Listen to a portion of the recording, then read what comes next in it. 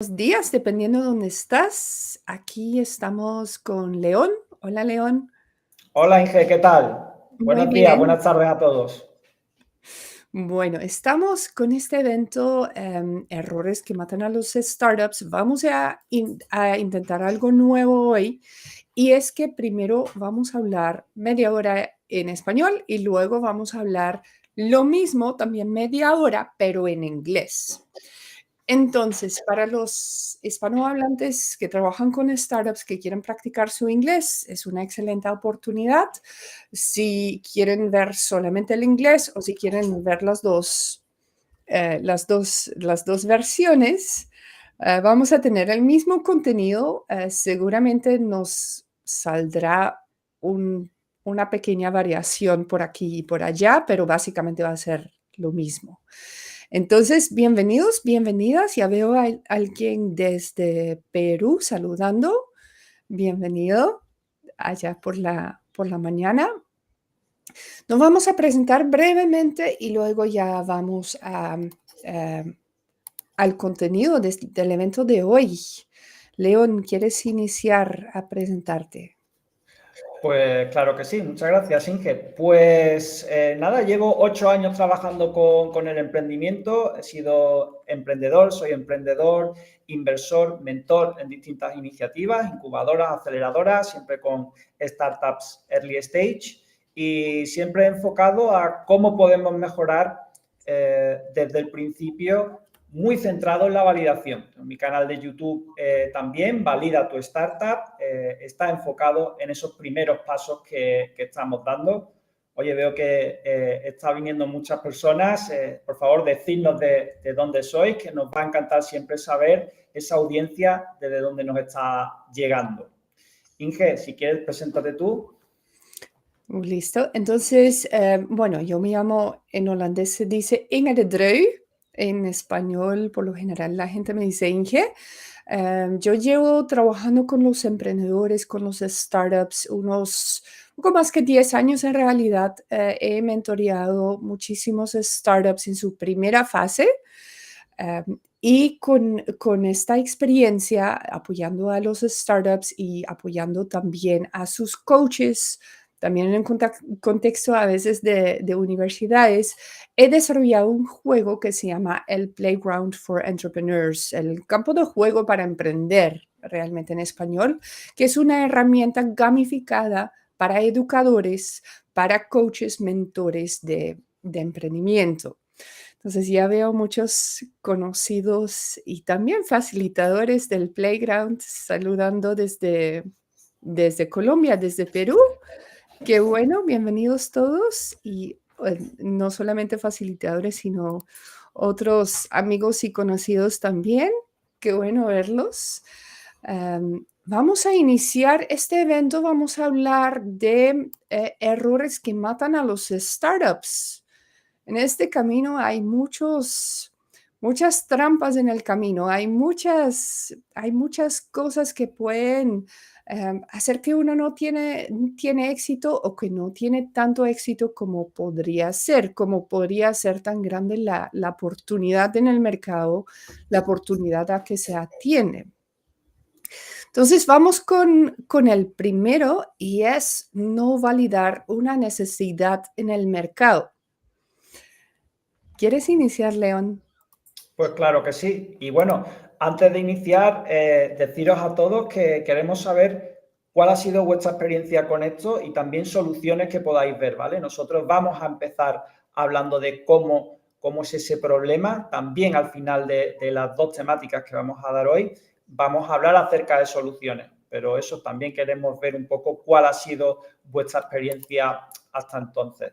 Cuando hablamos de validar, estamos diciendo que queremos obtener alguna evidencia del mercado de que las hipótesis que tenemos en la cabeza son reales, ¿no?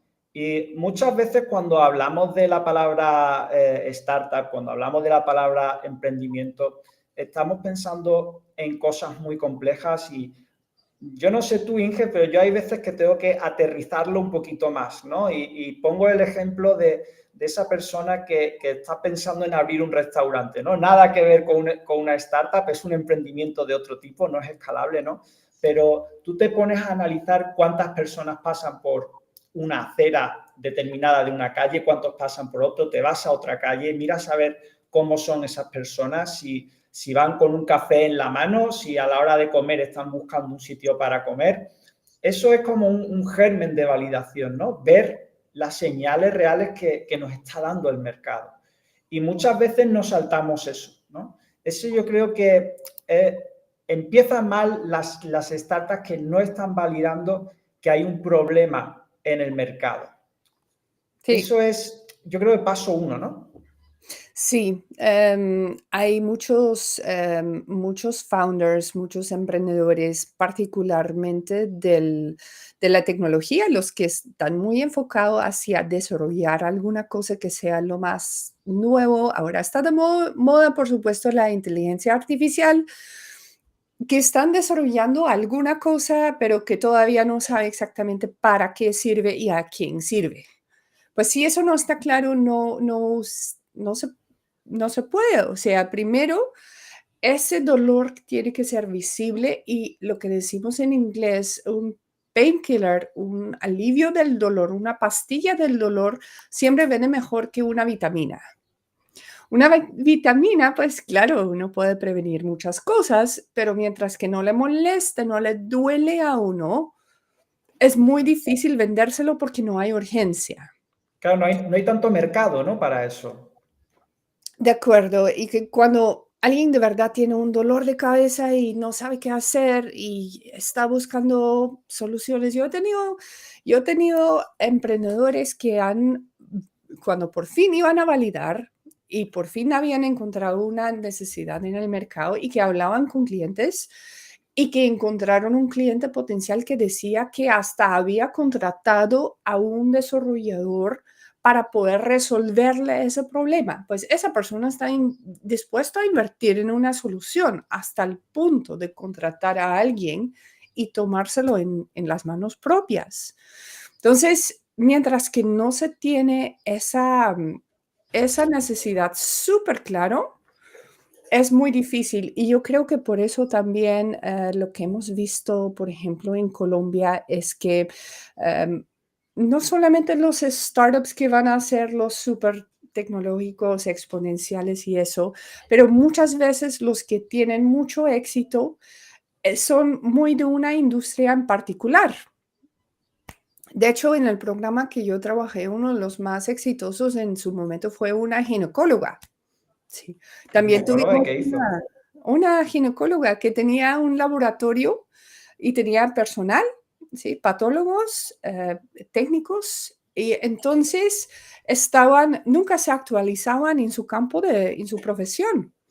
Em, entonces, un error podría seguir es por años y años y hasta puede ser un riesgo de la salud de los clientes. Entonces, Claro. ella diseñó una plataforma de aprendizaje específicamente para esa industria. Entró a las universidades con esto y pudo vender, creo que fueron diplomados, que son una especie de cursos específicamente para ese grupo. Así tuvimos también una psicóloga con un doctorado en psicología de niños, especializado en abuso sexual, que hizo un juego para que los niños aprendieran a prevenir situaciones en que en que podría ocurrir abuso. Igual, es un nicho, pero puede agregar un valor tremendo, puede tener un impacto tremendo. Entonces, ese experto temático termina siendo súper clave porque ahí ellos ya tienen muy claro por dónde está el dolor. Igual tienen que validar un poquito porque nunca lo han hecho tan específico, pero ya tienen claro cómo funcionan las cosas y por dónde está el dolor, por dónde está la oportunidad. Claro, eso es algo que yo he hablado muchas veces contigo. Debes saber si hay un problema real que resolver, ¿no? Un poco eso es lo que se basa la validación. Yo me acuerdo en una de las startups que yo tuve, fíjate, estuve muy cerquita de dar con un problema, pero a la vez muy lejos, ¿no? Yo quería desarrollar, yo veía que había un problema con las recomendaciones que damos y que recibimos. El mundo está lleno de redes sociales por las que dar esas recomendaciones Yo dije, hay demasiado ruido, ¿no? Y traté de hacer una red social en la que, oye, pues tú, Inge, que sabes mucho acerca de películas, pues me fío de tus gustos, pero para ir a un restaurante a lo mejor hago caso a mi amigo Dani, que le gustan más los restaurantes, ¿no? Entonces dije, voy a crear esta red social a ver qué pasa. Y el caso es que la trasladé hacia el público final, ¿no? Hacia todos nosotros, hacia los usuarios, no tenía un foco claro y tratando de buscar ese foco, digamos, ese mercado que estábamos diciendo, ese problema real que resolver, no me di cuenta que los que tenían ese problema realmente eran los influencers, ¿no? Personas en las que están continuamente dando esas recomendaciones, que se las piden, que no consiguen monetizarlas. Y cuando ya descubrí que había alguien haciendo algo similar a yo, que lo estaba haciendo mucho mejor que yo, evidentemente se estaba dedicando a trasladar la solución hacia donde realmente había mercado, ¿no? Y que por otra parte era lo más inteligente porque esos influencers hacían de altavoz de la plataforma. O sea, no solo le estás Claro, resolviendo un problema, sino que se convierten en tu querido partner, ¿no? claro, como les sirve, ellos se hacen embajadores, básicamente. Exactamente. Sí, Yo esa lección, te digo, es algo que también me gusta transmitir, ¿no? Debes saber si hay un problema real que resolver y nada mejor que explicarle a la gente cómo uno ha estado cerca pero no ha dado con esa solución como para mostrárselo, ¿no? Por cierto, muchas gracias a todos los que estáis saludando. Muchas gracias a Dani, único representante que veo de aquí de España por ahora. Me interesa saber también, nos interesa saber experiencias que hayáis tenido vosotros, ¿vale? Posibles soluciones que le podamos dar a este problema, ¿vale? No estamos solo hablando dos, somos comunidad, así que por favor que rulen esos comentarios. de acuerdo. Y creo que entre todos veo muchísimos mentores también que Qué conozco bien. de Colombia, de Perú, de México, Carlos también. Entonces, entre todos, siempre tenemos más información, más casos, más anécdotas, más cosas más interesantes, ¿no? El tema de la validación, yo he visto que es algo que la gente muchas veces se toma por hecho. Los emprendedores, eso de verdad es algo que tienen que aprender, el tema de validación del problema, porque no lo toman por hecho. Si yo lo sufro, todo el mundo será que lo sufra. Y Claro, no siempre es así. Sí, claro. Tú lo había has podido vender tu solución a alguien, entonces la has validado, ¿no? sí, Cuando te llegan y te dicen, he validado mi solución, ¿no? He hecho no sé cuántas encuestas, esto lo hablamos en la otra sesión que tuvimos, ¿no? Cuando te hablan de esa manera, dices tú, ese interés no es del todo cierto si no viene acompañado de los números de la tarjeta de crédito, ¿no? Esa, digamos, que es la validación definitiva, porque es muy fácil hacerse trampas en el solitario, es muy fácil decir que nuestro niño es el más guapo de todos. ¿Cómo ibas a pensarlo de otra manera, no? Muy fácil que nuestro círculo nos diga todas las cosas buenas que tiene nuestro producto, pero es más difícil que haya un ojo crítico, ¿no? Y la mejor forma en la que alguien que está empezando, y eso es muy importante, ¿no? Uno que está empezando, ¿cómo puede ser crítico de sí mismo? Es decir, ¿alguien me ha querido comprar la solución? sí, y preferiblemente alguien fuera del círculo de uno. Y ahí vamos también al próximo tema, porque hay un ejemplo, pues si uno le gustan los French Poodles y a toda la familia, a todos los amigos de uno también le gustan los French Poodles. Pues alguna cosa que les sirva a los French Poodles puede ser muy lógico, porque uno vive en el mundo de los French Poodles, todo el mundo le encantan los French Poodles, entonces por ahí debe haber una oportunidad. Muchas veces tiene que romper uno la burbuja, tiene que romper uno la perspectiva y esas primeras ventas fuera del círculo de uno, esos son los esenciales para de verdad saber si hay una oportunidad o no. Y ahí vamos al siguiente tema, porque ahí se trata de realmente darse cuenta quién es el cliente y valido con mi cliente. Muchas veces la definición del arquetipo, la definición de la persona, y de verdad hacer esa validación con esa persona y no con los amigos de uno que no terminan siendo los clientes potenciales, eso es lo esencial. Hay una, diría yo, frustración muy grande entre los mentores y los paneles de jueces y ellos que viene un emprendedor y dice, no, este producto es tan bueno, es que es para todos. Wow, Todo, wow, eso es. todo el mundo, todo el mundo va a ser mi cliente. Entonces uno ya sabe, no, este no ha investigado bien. Eh, si uno mira de verdad los casos de empresas grandes, hasta Facebook, ¿sí? Facebook no fue para todo el mundo. Facebook inició siendo para estudiantes de Harvard, ¿sí? Inició así, luego pensaron, pues, qué interesante es que los estudiantes de Harvard le encanta, ¿será que los otros estudiantes de otras universidades también les gusta? Vamos a probar. Totalmente.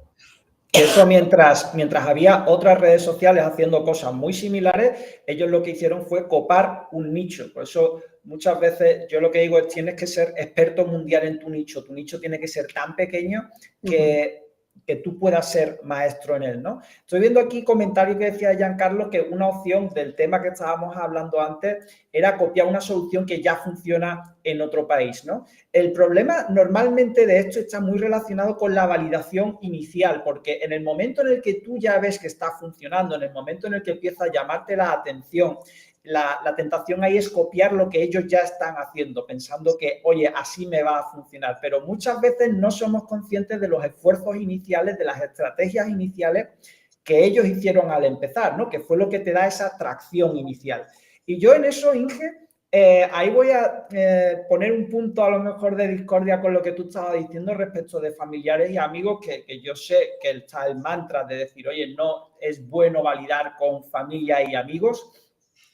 Precisamente de eso hice un vídeo en el canal porque creo que lo correcto sería decir, no hay que hacer toda la validación con familiares y amigos, hay que hacerla de una manera determinada, ¿no? Porque si yo te vendo una solución y tú eres mi madre, me la compras, pero no me vuelves a usar esa solución, entonces está claro que me la has comprado, pero que no vale, ¿no? Sin embargo, si tú la ves y me das datos, lo quieres comprar tal y como te la muestro, la compartes, haces estadísticas de uso que son efectivas, ¿no? Creo que trasladando a lo mejor fuera más del ámbito familiar y yéndonos a los amigos, sí que puede ser una manera interesante de validar al principio, sobre todo porque si esa persona le ve valor, que es de lo que se trata validar, lo puede extrapolar a otras personas que él conoce que puede estar teniendo el mismo problema, ¿no?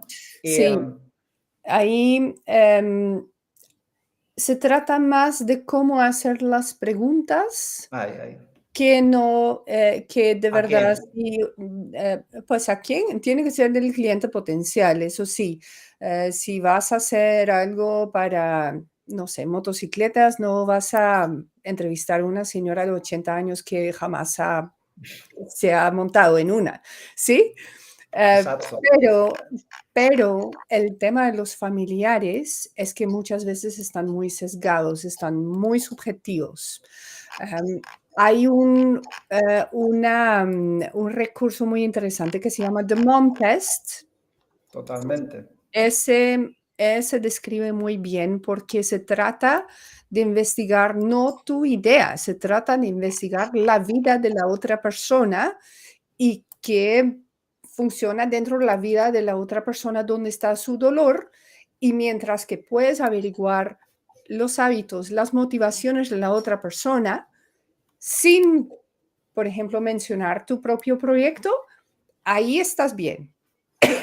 Porque Uh-huh. puedes averiguar, incluso si es tu, bueno, en este caso tu mamá, puedes averiguar cómo son sus hábitos, cómo son sus motivaciones, y ahí se hace más importante cuál es la información que sacas, cuál es la forma que tú preguntas para tener validación de verdad, que la persona como tal y si tiene alguna relación contigo.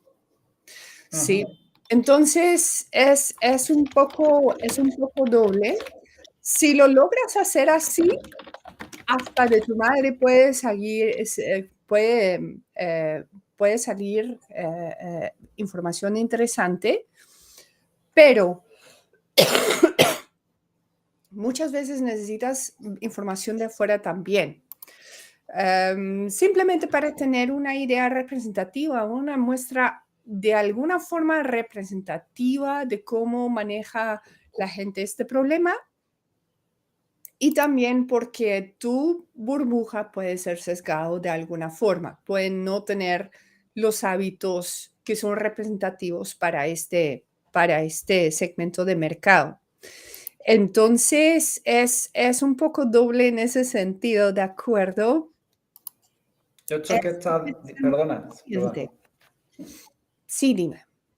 No, te estaba diciendo que esto que estabas diciendo del segmento de mercado y de que somos solución para todos, yo recuerdo una startup con la que empecé que era de e-learning y daba soluciones de e-learning a personas de muchas edades en distintas situaciones, tanto universitarios como personas que estaban estudiando en el colegio.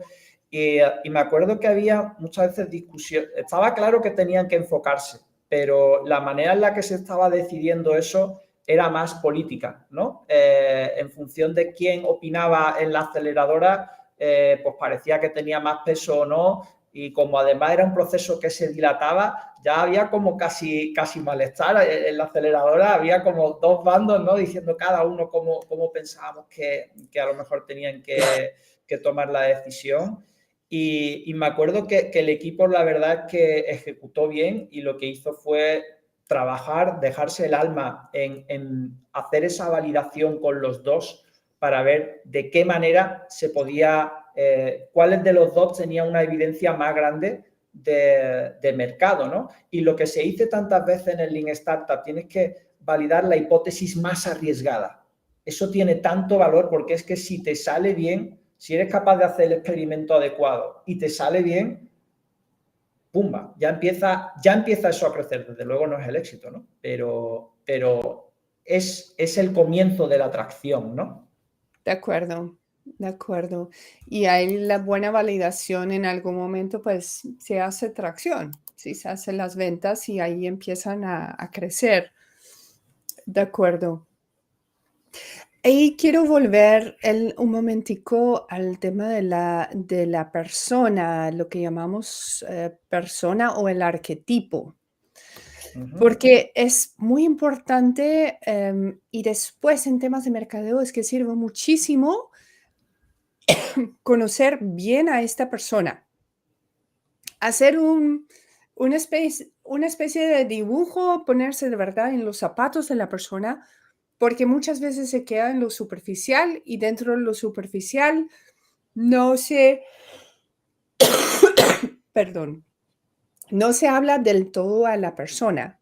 Mientras que si tú puedes visualizar esta persona como si fuera un amigo o una amiga tuya, que conoces, con quien interactúas, que de pronto te encuentras cada 8 días para ir a tomarse un café. Si tú te puedes imaginar esa persona así, sabes cómo hablarle. Sabes qué le sirve, sabes sus motivaciones, sabes todas sus formas de hacer las cosas, sus costumbres, y así uno puede llegar mucho más fácil. Primero, porque diseñan una propuesta de valor más afín con esa persona.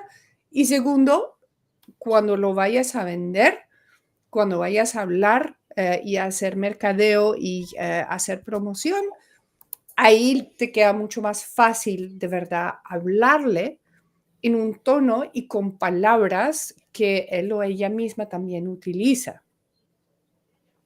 Totalmente, totalmente. Y estoy viendo Ricardo, que ha estado aquí bastante activo en el chat, hablando un poco acerca del círculo cercano. Inge, estoy tratando de postear aquí el vídeo que tenía yo mío, a ver si tú puedes postearlo aquí en el chat, porque yo no soy capaz. Em, Estamos validando aquí también, ¿eh? sí. Y Em, no lo puedo postear de una vez a LinkedIn. bueno, ahí está. Voy a Genial, ponerlo. pues aquí os dejo, además, como muchos de vosotros sois mentores, ya lo hago desde un punto de vista más crítico también.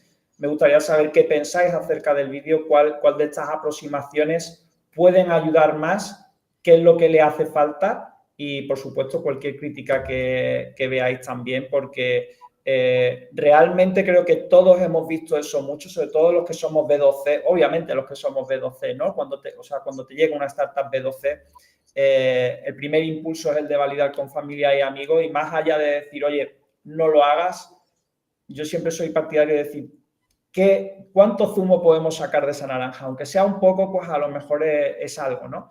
Y muchas veces para los que empiezan es esa dificultad. Y volviendo un poco a lo que decías del mercado y yo creo que es importante tener que todas las personas que conforman ese nicho sean lo más homogéneas posible, ¿no? Cuando ya han pasado de la encuesta, cuando ya no hacen encuestas, sino que hacen entrevistas, te dice, pues he entrevistado a 5 o 6 personas, oye, ¿y cómo son? Y te dice que cada uno es distinto y que no han podido sacar insights, esas entrevistas han valido de poco.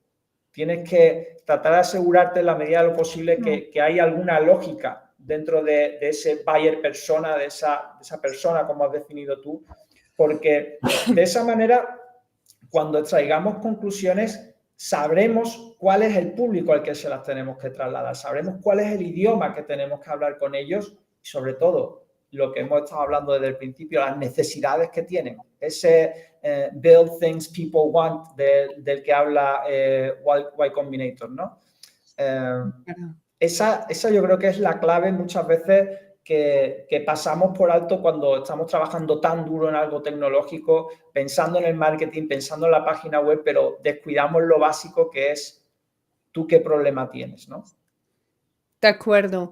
Y ahí el tema de homogeneidad es en cuanto al problema o en cuanto a las circunstancias. Em, Puede ser que en otras cosas son variados estas personas, pueden ser que no todos están dentro del mismo grupo de edad, pueden ser que no todos geográficamente están en el mismo lugar o en la misma zona, puede ser que están de otra forma variado. Pues el ejemplo más sencillo, si está lloviendo, todo el mundo necesita un paraguas, ¿no? Entonces, es a veces también esa circunstancia que hace el problema, y mientras que eso da homogeneidad, o sea, todo el mundo se moja cuando anda por la lluvia. Entonces, cuando se da esa homogeneidad, ahí puede uno trabajar con esa necesidad. Genial. Bueno, no sé si hay preguntas finales, Ahí comentarios sí, sí, finales. queda un minuto para empezar con nuestra sesión en inglés, así que, por favor, cualquier comentario. Oye, ¿quién se va a quedar a la sesión en inglés? Sí, eso sería interesante saber. Es Es para nosotros interesante validarlo, ¿no, Inge? Sería sí, interesante validar quién se queda. es para nosotros un experimento también, ¿no? Entonces, pues nos interesa saber si funciona, si no funciona, si les gusta, si no les gusta o cómo hacemos, ¿sí? Bueno, esperemos un momentico que hay siempre un retraso con las redes sociales.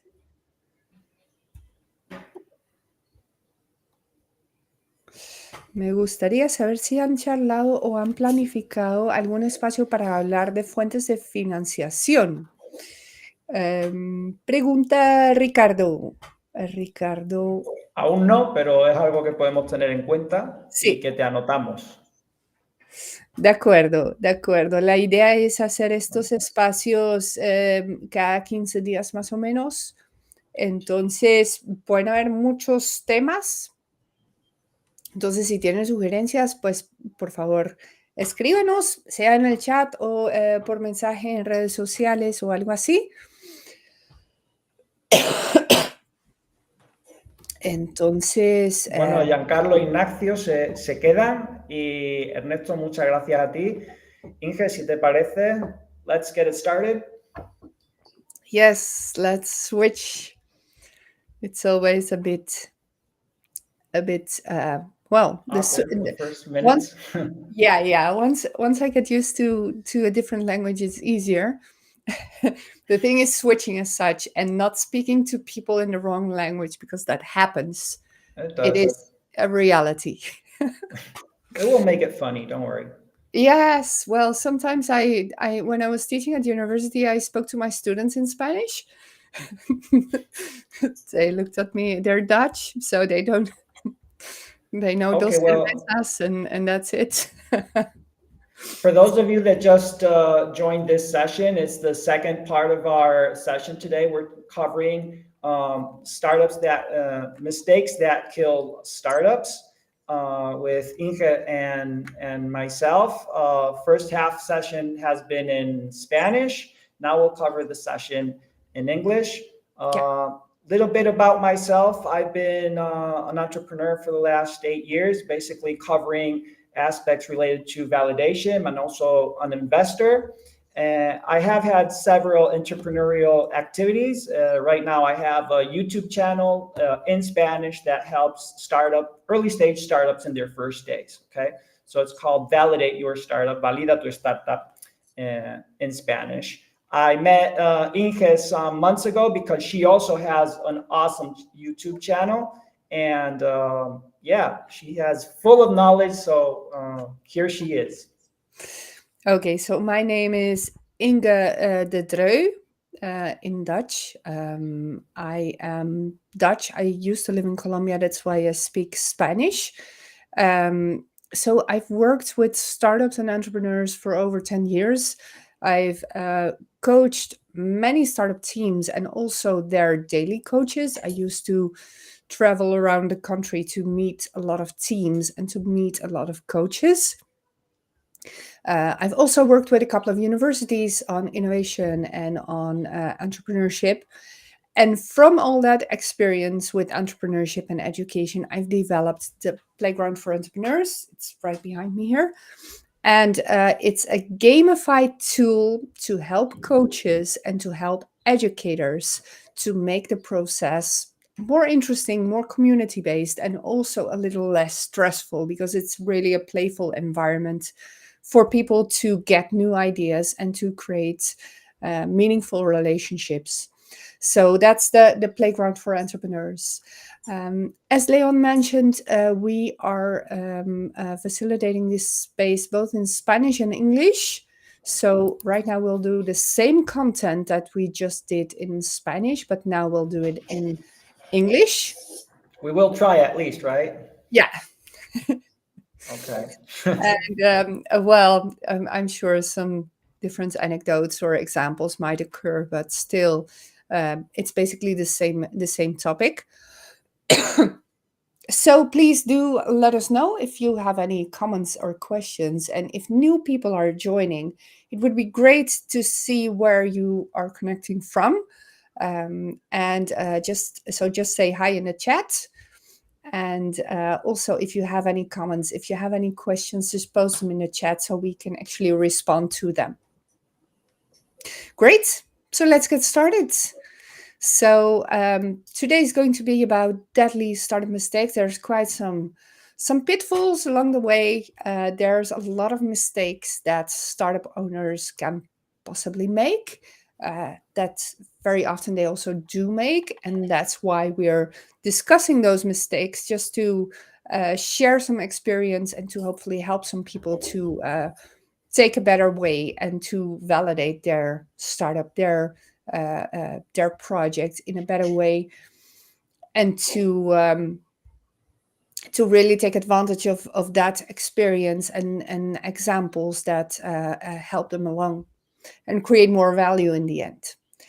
So the Yeah, first, because yeah, I was sorry for interrupting, because some mistakes are, you want to avoid them. And on the other side, and this is like one of the funny things of entrepreneurship, some mistakes you want to avoid right from the start. And on the other hand, you want to be continuously making mistakes because that means that you are learning, that you are validating. So it's, people sometimes get confused with this, right? yeah, but it's really about making the right mistakes. Exactly. So if you're spending a lot of money and you haven't talked with any customer yet, that's a mistake that you can avoid, because then you're going to hit the wall and you can be 100% sure of it that that's not going to work if you don't know what a problem or a customer is and you're spending a lot of money. Those type of mistakes you really want to avoid.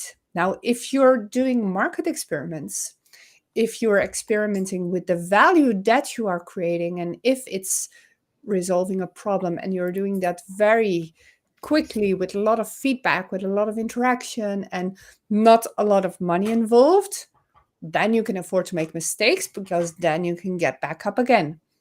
And that's great because you've learned something, that this particular thing is not working for you, and you can change it and do something else, and also have another mistake or a success.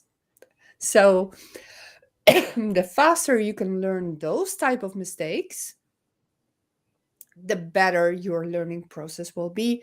And it's really about the courage to do those experiments and the courage to learn from it and to pivot in the end your business model, because that leads to innovation. Exactly. Yeah, I've seen many people get carried away when they're thinking about entrepreneurship, about a startup, about this has to be this super technological thing that makes me millions in a couple of years. And the validation process, they don't pay too much attention, or they try to sophisticate it way too much. And the way I try to bring it up to entrepreneurs is saying, to resemble that example, right? When you're deciding on where to place your restaurant, which is a business that is not a startup, it is not scalable. It can be an entrepreneurship, but it's not a startup. And you're deciding, you're validating, okay, let's stay on this sidewalk, see on this side of the street, see if more people are passing, if they're standing still, if they're trying to look for a place to eat, if they have a burger in their hand, or are they just, rushing by because there's a metro station right beside it. Those are the kind of validation that when I see people that are probably trying to solve it in such a sophisticated way, say, hey, relax, you're trying to do a business, first figure out if there is an actual market. Okay, it's like the YC mantra, build things people want. That Yeah. is exactly what validation is about. And it's at its core, it's very, very simple. People have been doing this for ages. Don't start this business because there isn't a market for it yet. Go look for a market, go do your research. Okay, and don't think so much of I have the solution for a problem. Go search for the problem instead. How is it happening, and how you can affect the outcome of it. Definitely.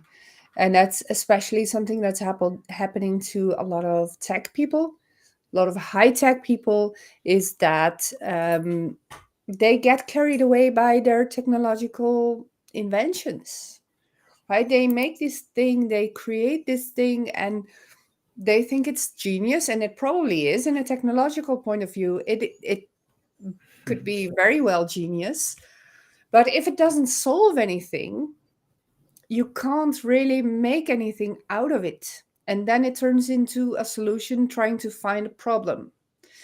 I see it happening quite a lot with AI solutions at the moment. Those people who are genius at developing this, and they get carried away with it, and it could serve for anything and any audience, and it could solve a lot of things, and they just lose focus. They're not connected to the customer, they're not connected to a problem. And the more painful a problem is, even though it sounds weird, painkillers sell better than vitamins. So vitamins are really about preventing, and in the end, that will be better for you, right? Because you avoid the problem and the pain anyway. But the thing is that it's not urgent. The vitamin is not urgent. I don't need to go out to the drugstore and try to buy a Mhm. vitamin because it's not urgent. I can do it tomorrow or next week or within a year or at some Yeah. point. But if I have a headache, a very bad migraine headache, I really want to go out and buy that painkiller because I want to get rid of that headache. Yeah. You So don't want to some, buy that vitamin that makes you feel well every day, forever and ever. It's a very hard sell. yeah, But as you say, if you're in the right place and you know your audience and you know what they're looking for, when they're looking for it, and you have an appealing proposition, that makes everything much easier.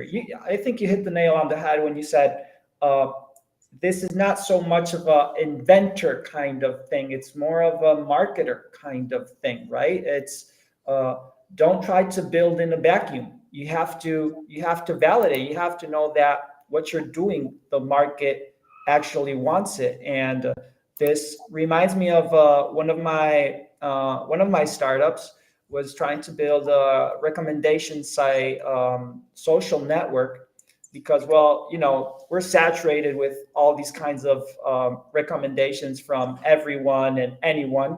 And I wanted to make it a bit more personal because I can trust you about, I don't know, traveling. I can trust my other friend about reading a book, for example. And I don't want to get those things mixed up. So I said, I'm sure this is going to be a blast. Everyone's fed up with so many recommendations. So I started my social network trying to sell it to any person that would pay attention to me. I was trying to fit it in any market. I know I needed to focus, so I was looking for a market, but no one wanted to talk to me. No one saw the value in this. And at the same time, I realized this competitor of mine who was years ahead of what I was doing, he started validating with influencers. So it was a very easy sell because influencers are really struggle with this problem because they are continuously giving so many recommendations on so many different social platforms, and they don't monetize it as much as they would like to. So the influencer became like a partner and a client of this social network at the same time. It was like a perfect match. And I was right about what the market needed, but I wasn't marketing it right. yeah, Yet the same product, but this switch of who is the person I'm trying to solve the problem to, how deeply affected is that person with the problem, that makes the whole world of difference. yeah. And the incentive for the influencer is perfect because they want to get known because of a certain thing. If they can both get their authority up and also sell things, that's perfect for them. Yeah, definitely. Exactly. That's what I Definitely. missed. That's what I missed. Yes. So that's validation of the problem. That's really the essence of the start of the validation process. Something else I want to bring up there is the subject matter expert. So in Colombia, we've seen a lot of teams with the subject matter expert, and they were doing particularly well compared with all the other teams just because there's so much experience and so much knowledge already in the team. So it might not be like the hotshot exponential kind of company, the startup exponential growth, being a unicorn within a couple of years, that type of company. But they're doing very well in a very short time in their own industry. So, for example, we had a gynecologist, and she had a lab and she had some lab staff, and she knew that this lab staff was never getting training again after their graduation on how to do their work. So if there would be a mistake in their work, it could go on for years and it could even be a health risk for people. So she made a platform to actually attend that pain attend that need for training, and she sold it to universities. She was one of the most successful people in the program at the time. And that was really because she had a pain point identified already. And of course, she needed to do a little bit of complementary validation to see how to fit in and how to get a revenue model and how to make everything work. But still, she had a pain point, and it was very clear because she had so much experience already.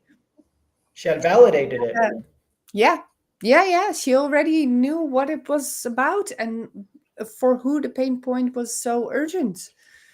And like that, we had a child psychologist who was specialized in abuse. She made a game for children to learn how to prevent situations in which abuse could occur. We had a nutritionist. We had a lot of like those subject matter expertise people, people who have loads of experience within a certain industry and can translate that really quickly into that pain point, that specific problem, and could address that problem in the market. And that just makes it go so much faster and easier, really, for a Yeah, team. you mentioned before that we have lots of mentors here logging on today. By the way, guys, if we still haven't said it in English, but if you have any comments, any solutions you would like to propose to us, please do so in on the comments.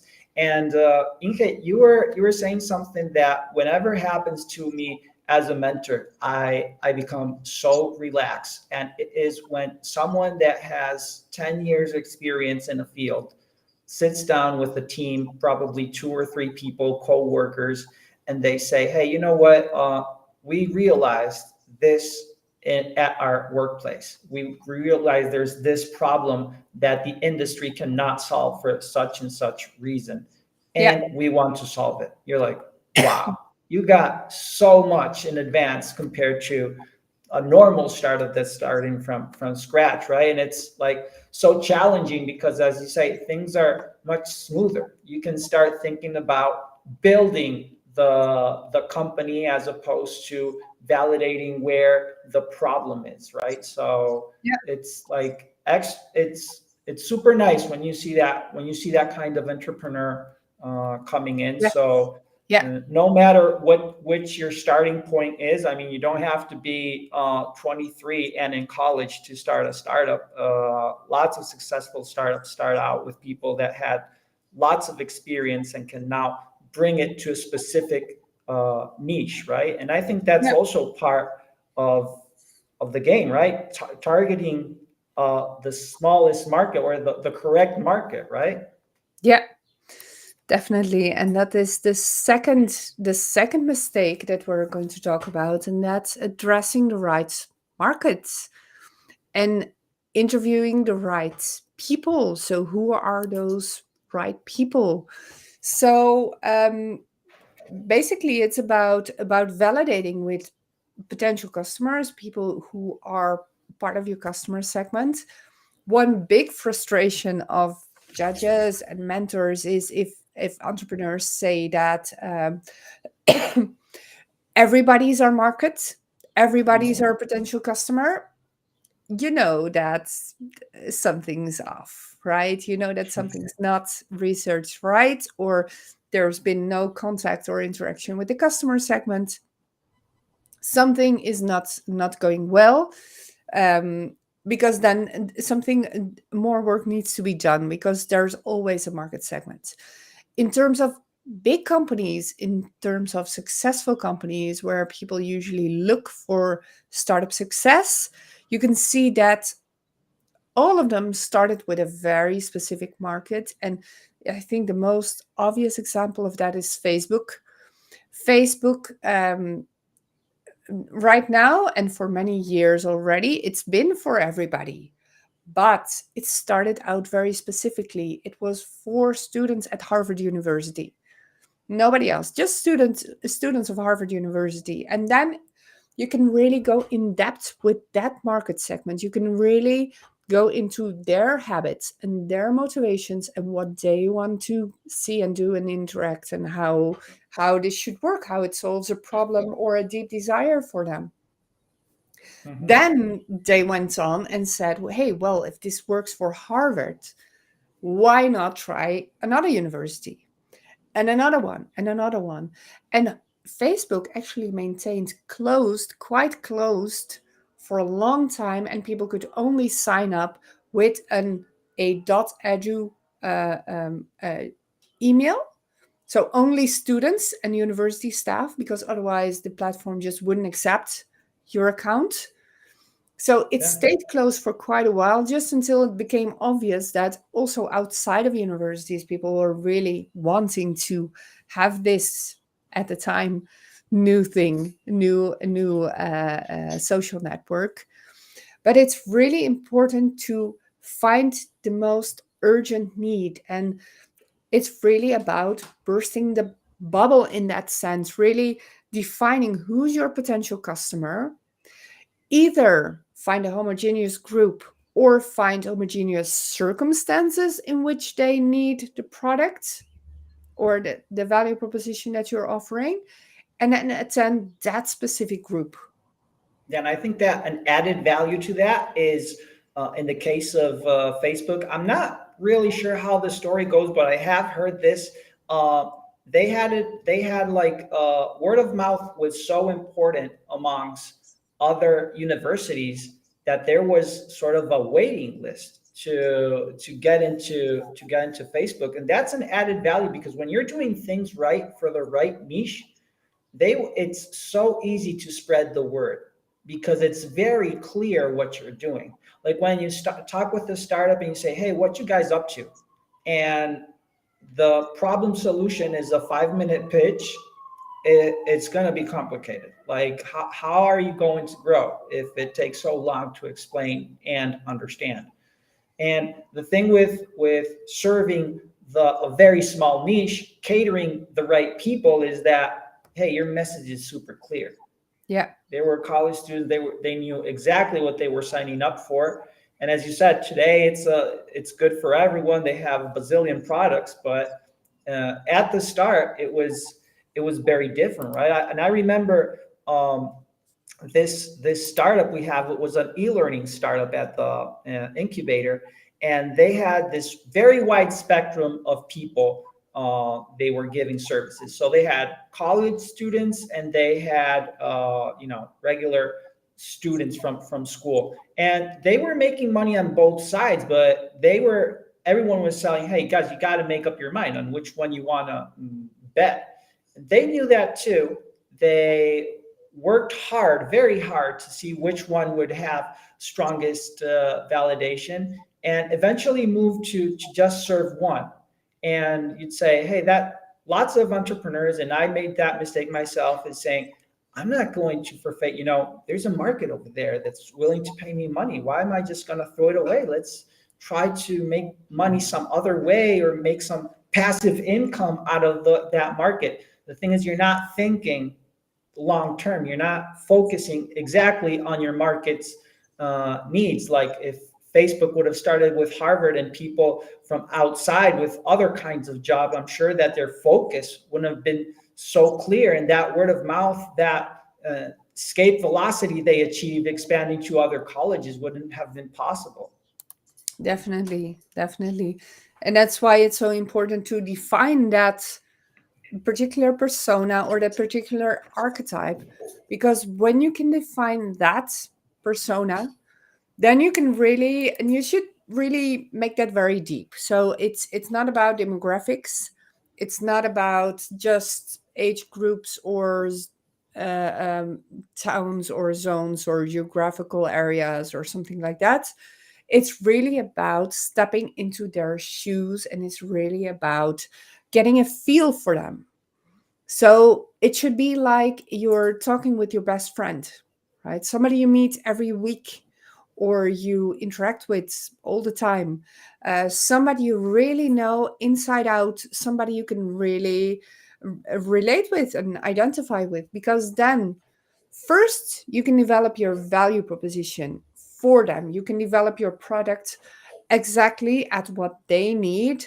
And well, Facebook did that for students. And second, you can also speak their language in terms of marketing. So when you're communicating with these people, you know which words they use and which words they don't use. And you can speak the same language. And that is very important for them to also feel that you are speaking directly at them and you're Mm-hmm. relating with their problems, with their situations, with their lives. And you can build that, even though it might be a big group, you can build that relationship with them. Yeah, it's the importance we talked about it before, the homogeneous niche, right? You want all the people in the niche to feel and to think the same.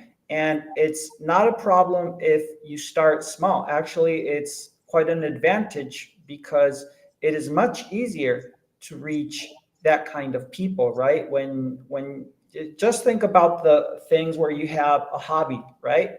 Like when you have something very specific, you know who to talk to in order to sell whatever you are doing with your hobby. If you find something like that you like a lot about, I don't know, a bicycle or about going to the movies or about whatever, it's very easy if you know other people in that niche that are just like you to translate something new that you see that they have to try.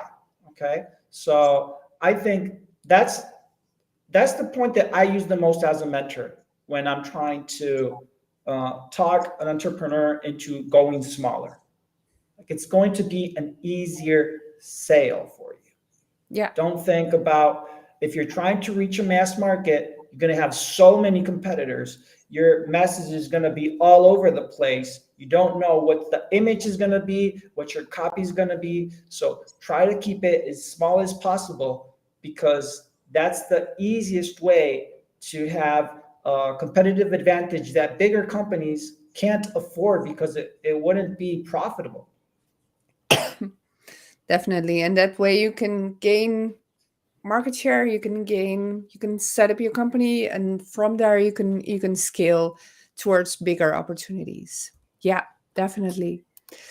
Leon, I think it's time to go to final questions and comments. Right. So, if you have a comment or a question, please put them in the chat so that we can address those comments and questions. It By the was, way, we're trying to make, while you guys post the questions, we're trying to make this bi-weekly. So you can expect another session in about 15 days. Okay. yes. And if there's any themes or topics or things that you would like us to discuss, you can also let us know. There's been a comment about uh, finding financing for startups. Um, Mm-hmm. that might be a topic for a future conversation. But if you have any additional comments or additional suggestions, please do let us know so that we can make this a bi-weekly space in which it's very useful and valuable for people to attend, and we can have these discussions. Yeah, we did talk a lot in the previous one, thanks to the comments they left. Okay, it's always good because it also makes this more unstructured. We like that, right, Inge? I Yeah, mean, that's how we good to deal have with a entrepreneurship. That's how we deal with startups. You never know what's gonna come to you, right? yes, definitely, It's funny definitely. when we see that program on National Geographic about the pawn shop in Las Vegas, where they say you never know what's going to come in the door, right? Well, I feel the same when I'm going to meet an entrepreneur, right? Like, Yes, what's this going to be about? It's so intriguing. It's so cool, right? definitely. There's always some common denominators, but there's also a lot of surprises. And I've met so many entrepreneurs who had a great knowledge about specific things and their specific fields of interest or their industries or anything. It was very interesting. It is very interesting to have a conversation with these people because there's just so much knowledge and so much value, and to help them translate that into an actual business and transfer it to their customers. So that's always very good. So I don't see any comments anymore. Ignacio is saying very interesting. Cheers. So Thanks, Ignacio. yeah. Okay, Thank you. well, time to wrap it up, right, Inge? Yes. Thank you all for attending. It's been interesting and interactive, which is great. So we definitely hope to see you next time within 2 weeks. And have a great rest of your day or evening, depending on where you are. Okay. Thanks, guys. Thanks, Inge. Bye bye.